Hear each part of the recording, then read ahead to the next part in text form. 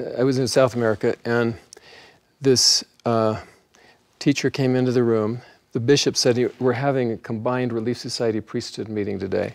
So we were in the chapel, and the teacher came into the room, did not have a manual with him, and he just started out and said, okay, brothers and sisters, if you have joined the church during the last 2 years, I want you to stand up.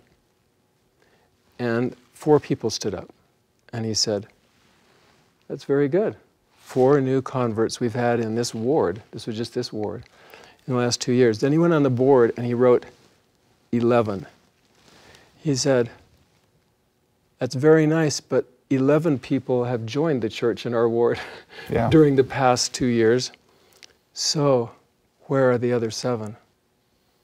And why aren't they here?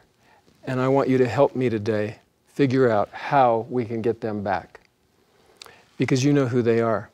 Well, the class just started, one after the other, raising their hands and saying, we need to go do this, and I'm going to go do this. I commit, I'm going to go do this. And this one would say, I'm going to go meet this one. I know that so-and-so, is having some struggles right now. I'm going to go visit with them.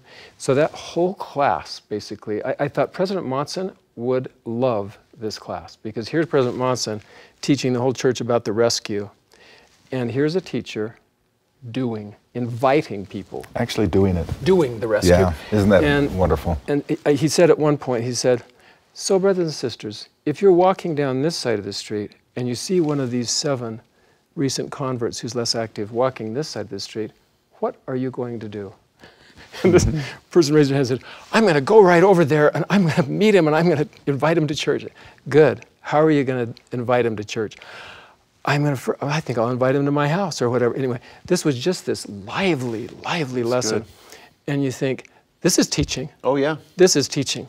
As a matter of fact, when you think of the way that you're describing, we need to somehow free ourselves from this closed mentality, this picture that teaching is done in a room. And so we're called to a room to teach an audience. That might be children, it might be adults, whatever it might.